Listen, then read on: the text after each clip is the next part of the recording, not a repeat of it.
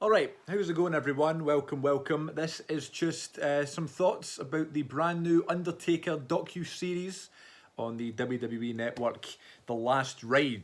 Aptly named, I guess, kinda. Because I guess we don't know when the last ride's going to be. It could be any time. Judging by Chapter 1, we have no idea when it's going to be, which is a great thing because he is the GOAT in my opinion. And after watching Chapter 1, I think that's further established in my mind. I've absolutely 100% no doubt that Undertaker is the greatest of all time.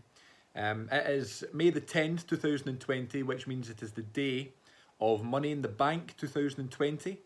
Pay-per-views tonight. I'm looking forward to checking it out. I posted my predictions on Tuesday. This past Tuesday I did my predictions for the show, so if you're looking to, kill some time before the pay-per-view starts tonight, check out my predictions from this past Tuesday. And it's Sunday, which means it is the release day of another brand new podcast, a new episode of The Wrestling Connection, my wrestling podcast, which is available on all podcasting outlets.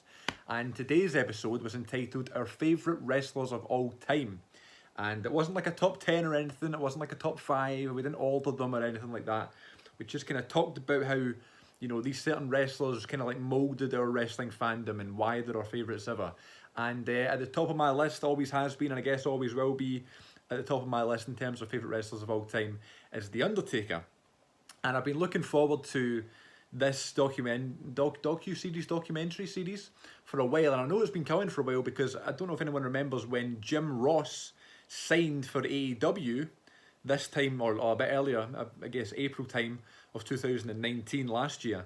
And all the interviews that he did regarding his signing of AEW, he said that the last thing he did under his WWE contract, the last thing he ever contributed to to WWE until he joins them again, whenever that may be, was some behind the scenes interview thoughts sort of stuff for an Undertaker special. And I guess we thought maybe it was going to be a 24. We thought maybe it could have been a DVD.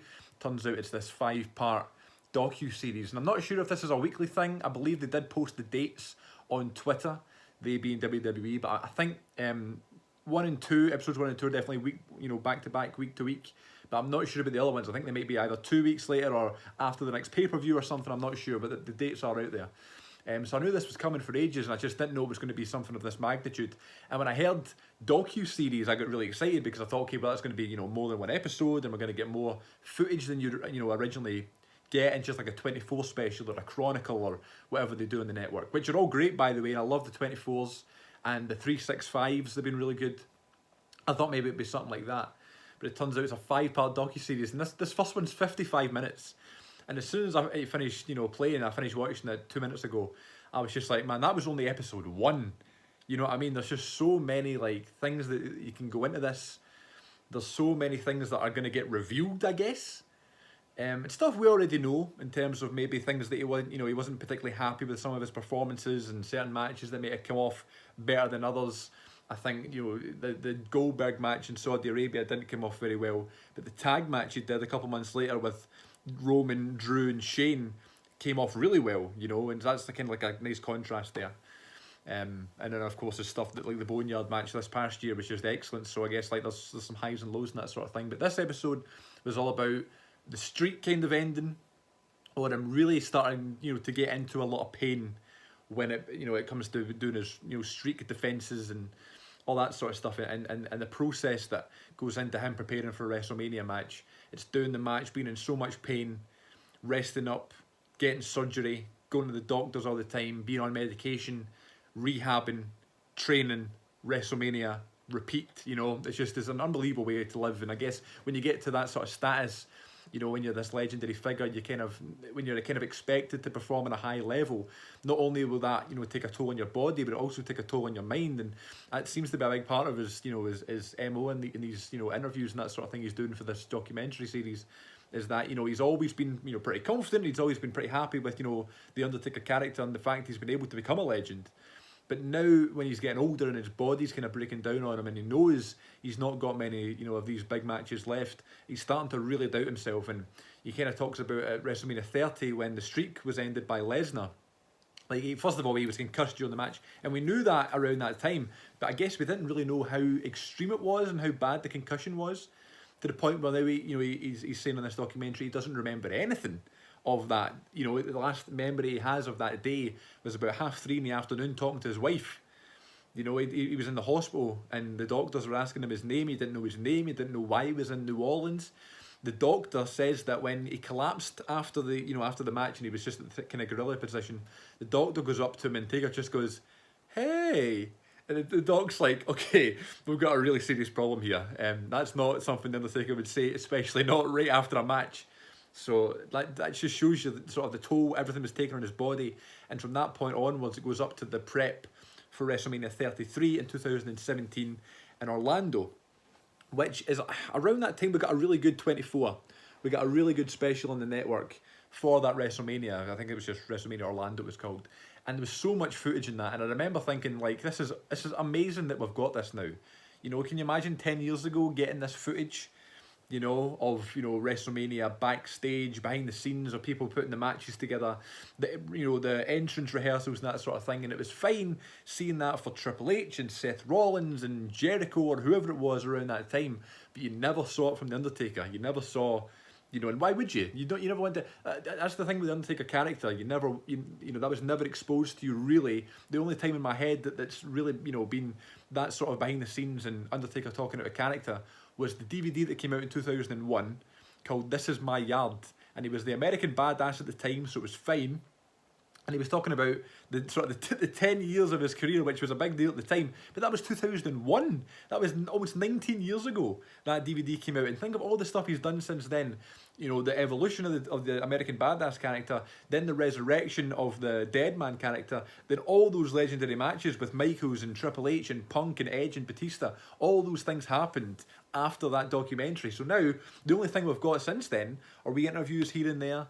You know, there was a couple of wee clips on the sort of 24s of him, you know, kind of getting ready for the match right before the match at WrestleMania. But never to this degree. This is crazy.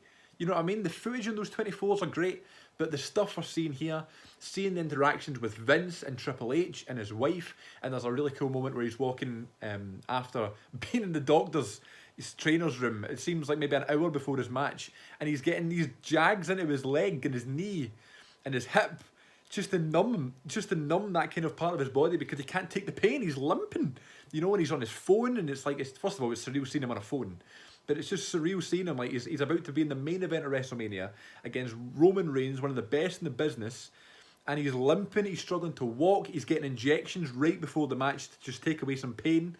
It's just crazy that the stuff he's going through to do these matches is unbelievable. And there's a really funny moment where he's walking out the trainer's room and he sees Lesnar. And Lesnar is, you know, as awkward as ever. You know, he's not speaking to anybody. He's not, you know, being given advice or speaking to his co-workers or anything. He's just standing there on his own with a bottle of water. And Taker just comes over to him, gives him a hug, and Lesnar's like, "Be safe." And that's it. And it's just because obviously they're pals, and they've always has been pals since like back in 2002. And then of course everything they've been through since then. What I thought was really cool as well, you know, they're talking about the concussion at WrestleMania 30 when they went straight to the hospital. I knew I'd heard that Vince went to the hospital before WrestleMania even finished because they wanted to make sure that Taker was okay. I didn't know Brock went as well. So they said that, you know, an SUV was following the ambulance, and out the SUV came Lesnar and Vince, and those were the two that showed up. And Taker goes, "Guys, I'm not dead. Do you know what I mean? I'm not dying. I'm fine. I just got a concussion." But it turns out it was a lot worse than that anyway. But a lot of the footage of the Hall of Fame right before that WrestleMania in 2017 with Roman, and seeing him kind of catch up with people, like we speak to the clip with Kurt Angle was brilliant.